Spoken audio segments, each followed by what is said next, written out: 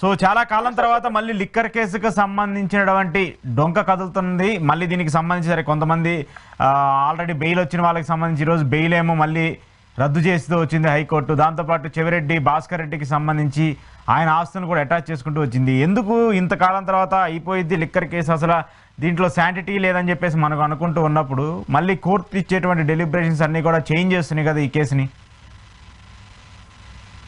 అంటే వాళ్ళు బయలు వచ్చి బయట వచ్చారు కాబట్టి కొంతకాలం పాటు దీనిపైన చర్చనీయాంశం కాలేదు కాబట్టి లిక్కర్ కేసు ఇక్కడతో ముగిసిపోయి ఇంకా ట్రయల్స్కి వెళ్ళిపోతుందా అని కొంత అనుమానం రావచ్చు. బట్ నా అసెస్మెంట్ ప్రకారం ఇది ఎలక్షన్ వరకు కొనసాగుతుంది కేసు కాబట్టి ఇది పొలిటికల్ కేసుగా కూడా మారిపోయింది. జనరల్ కేసు నుంచి రెండు పార్టీలు కూడా పరస్పరం దాన్ని ఛాలెంజ్ గా తీసుకుంటున్నాయి కాబట్టి ఎక్కువ కాలం కొనసాగే అవకాశాలు కూడా ఉన్నాయి. అయితే ఇప్పుడు జరిగిన లేటెస్ట్ పరిణామాలు రెండు. ఒకటి, ధనంజయ రెడ్డి గారు, గోవిందప్ప గారు, కృష్ణమోహన్ రెడ్డి గారికి ఏసీబీ బెయిల్ ని మీరు చెప్తున్న అంశం ప్రకారంగానే వార్తలు వస్తున్న ఒక రకంగా రద్దు చేసినట్లు లెక్క.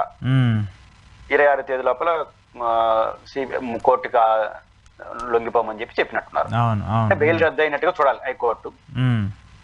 దీనికి ఏం పరిణామాలు దారి తీర్చినది ఒక అంశం. రెండోది భాస్కర్ రెడ్డి గారి ఆస్తుల అటాచ్మెంట్ కి సంబంధించి రెండు వేరువేరుగా చూడాలి. నెంబర్ 1, ఈరోజు హైకోర్టు ఏ గ్రౌండ్ కింద ఏసీబీ కోర్టు ఇచ్చినటువంటి బెయిల్ ని, రెగ్యులర్ బెయిల్ ని రద్దు చేసిందో ఆ పూర్తి పాఠం వచ్చిన తర్వాత కూడా మనం చూడలేము ఏ పాయింట్. అయితే ఒక చిన్న అనుమానం కాదు కానీ కొంత డిబేటబుల్ అంశం ఏంటంటే సాధారణంగా 7 సంవత్సరాలు లోబడి శిక్ష పడే సెక్షన్ల కింద గాని కేసు నమోదైతే అన్ని రకాల విచారణలు పూర్తి చేసి 60 రోజుల లోప బెయిల్ ఇవ్వాలి. విచారణ ఏమైనా చేసుకోవచ్చు, కస్టడీ తీసుకోవచ్చు, అరెస్ట్ చేయొచ్చు, ఏదైనా కావచ్చు. 60 రోజుల పైన పెట్టడానికి లేదు.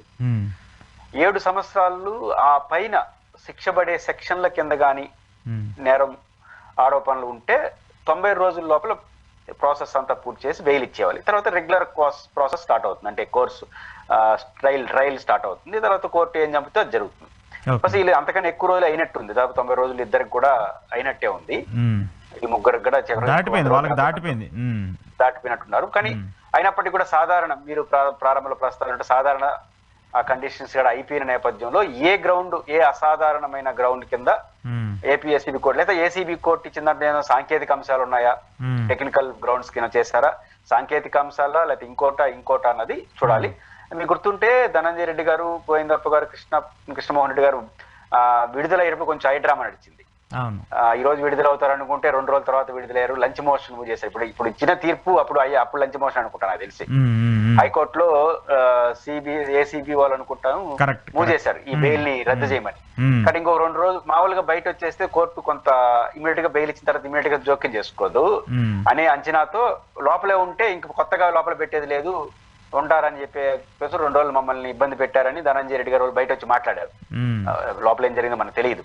ఏదైనప్పటికీ కూడా అప్పుడు ఒక హైడ్రామా నడిచింది. బహుశా ఏసీబీ ఛాలెంజ్ చేసింది. కోర్టు ఏ గ్రౌండ్ కింద, ఏ పాయింట్ కింద పూర్తి పాఠం తీర్పు వచ్చిన తర్వాత చూడొచ్చు. అయితే 26వ తేదీ లోపు లొంగిపోయినారంటే 26వ తేదీ సాయంత్రం 5 గంటల వరకు వాళ్ళు బయట ఉండొచ్చు. అంటే బయట ఉండేదనే దానికన్నా సుప్రీంకోర్టు పోవడానికి ఒక వెసులుబాటు అనేది వాళ్ళకు ఉంది. సుప్రీంకోర్టుకి ఎప్పుడైనా పోవచ్చు. హైకోర్టు తీర్పిచ్చి ఈరోజు సాయంత్రం లోపల బొమ్మన్నా కూడా సుప్రీంకోర్టు పోవచ్చు. సుప్రీంకోర్టు పోవడానికి దాన్ని ఎవరు పర్మిషన్ ఏం అవసరం లేదు. కానీ 26వ తేదీ వరకు టైం ఇచ్చింది కాబట్టి ఈ రోజు 19, ఇంకా దాదాపు వారం రోజులు ఉంది కాబట్టి నేచురల్ గా ఈ వారం రోజులు సుప్రీంకోర్టు ఏసీబీ లోయర్ కోర్టు ఇచ్చిన తీర్పుని హైకోర్టు రద్దు చేసినట్టుగా మనకు అర్థం అవుతుంది. కాబట్టి దీనిపైన స్టే ఇవ్వమని పోవడానికి ఒక గ్రౌండ్ కూడా ఉంది. తప్పు జరిగిందా లేదా అనేది విచారణలో తేలుతుంది. బట్ ఈ 60 రోజులు 7 సంవత్సరాలు, ఎందుకంటే సుప్రీంకోర్టు నామ్స్ ఇది. 60 రోజుల లోపల శిక్ష సంబంధించిన కేసులో ఉంటే అన్ని రకాల విచారణలు పూర్తి చేయాలి. ఇంకోటి తీర్మానం మల్లన్న కేసులో లక్ష్మణ్ రావు గారు అనుకుంటాను హైదరాబాద్ తెలంగాణ కోర్టులో ఆయనకి 60 రోజులు అనే కండిషన్, 60 రోజులు 90 రోజులు సుప్రీంకోర్టు నామ్స్ ఉన్నాయి కదా, మళ్ళీ వదిలేయాల్సి వస్తుందని అప్పుడున్న ప్రభుత్వం ఏం చేసిందంటే ఆ 50 రోజులు వచ్చేంత వరకు ఒక కేసు నడుస్తుంది. మళ్ళీ పీటీ వారెంట్ వేసి ఇంకో కొత్త కేసు తీసి తగిలేస్తుంది. మళ్ళీ 50 రోజులు ఇట్లా రాష్ట్రంలో తిప్పుతున్నారు ఆయన్ని. అప్పుడు లక్ష్మణరావు గారు అనుకుంటాను, జస్టిస్ లక్ష్మణరావు గారు ఇచ్చిన మంచి తీర్పు ఏంటంటే మీరు ఈ పేరుతో ఆయుధాలు, ఈ పేరుతో కొత్త కేసులు పెట్టుకుంటారు, అయితే పాత కేసులు మల్టిపుల్ కేసు అంటే దానికి కూడా హైకోర్టు ఏం చెప్పిందంటే మీరు ఒక కేసులో ఒక స్టేషన్ లో అరెస్ట్ అయితే మల్టిపుల్ కేసులు ఉన్నప్పుడు మల్టిపుల్ కేసులు ఒకే చోట విచారించి సుప్రీంకోర్టు నామ్స్ ప్రకారం. ఎందుకంటే అశోక్ గారు బేసిక్ గా ఇప్పుడు ఏఏసీబీ అయినా సిబిఐ అయినా సిపిసిఐ అయినా ఇది విచారణ సంస్థ అలిగేషన్స్ అవి.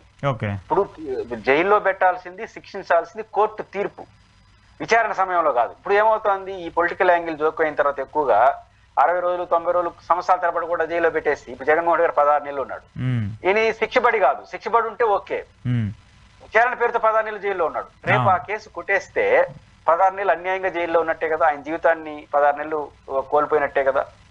కాబట్టి దీని దృష్టిలో పెట్టుకుని సుప్రీంకోర్టు ఏం చెప్పి శిక్ష కోర్టులు వేయాలి. అంటే కోర్టు వేయడం అంటే తీర్పు, అంటే తప్పు జరిగిందా లేదా అనేది. తప్పు జరిగిందండి. ఇప్పుడు విచారణ సమయంలోనే జైలు శిక్ష అనుభవించేస్తే ఇంకా తీర్పులే ఉన్నాయి. కాబట్టి 60-90 రోజులు పెట్టి మాక్సిమం విచారణ పూర్తి చేయాలి, మల్టిపుల్ కేసులు అని చెప్పింది. ఈ పాయింట్ సుప్రీంకోర్టు మార్గదర్శకాలే 60-90 రోజులు, 7 సంవత్సరాల లోపు 7 సంవత్సరాలు పైబడి ఉంది. కాబట్టి దీన్ని ఏమైనా గ్రౌండ్ చేసుకుని సుప్రీంకోర్టు ఏమైనా రిలీఫ్ ఇవ్వచ్చా వీళ్ళకి? చిన్న నాకున్న టెక్నికల్ అసెస్మెంట్, ఇప్పుడు హైకోర్టు ఇచ్చిన తీర్పు ఏంటో మనకు తెలియదు, ఏ గ్రౌండ్ మీద వచ్చినా ఇప్పుడే ఆర్డర్స్ వచ్చింది. నాకున్న జస్టిస్ లక్ష్మణరావు గారు ఇచ్చిన తీర్పు కానీ, సుప్రీంకోర్టు ఇచ్చిన మార్గదర్శకాల ప్రకారం 7 సంవత్సరాలు లోబడి ఉంటే 60 రోజులు, 7 సంవత్సరాల పైన 90 రోజుల విచారణ పూర్తి చేసేవాళ్ళని, వీళ్ళు దాదాపు 100 రోజుల దాకా వెళ్ళిపోయినారు. కాబట్టి ఈ గ్రౌండ్ కింద ఏమైనా సుప్రీంకోర్టులో వీళ్ళకి రిలీఫ్ వచ్చే అవకాశం ఉందా?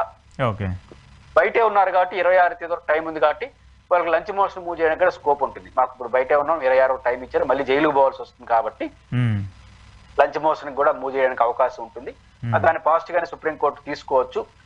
ఈ టెక్నికల్, నాకు మద్యం కేసులో వీళ్ళ పాత్ర ఉందా లేదా అనేది విచారణ తేల్చాలి. ఈ సాంకేతిక అంశాలు అంటే వీళ్ళకి సుప్రీంకోర్టులో కొంత రిలీఫ్ వచ్చేదానికి ఏమన్నా ఛాన్స్ ఉందా అనే అనుమానం, అనే ఒక అసెస్మెంట్ నాకుంది. ఓకే.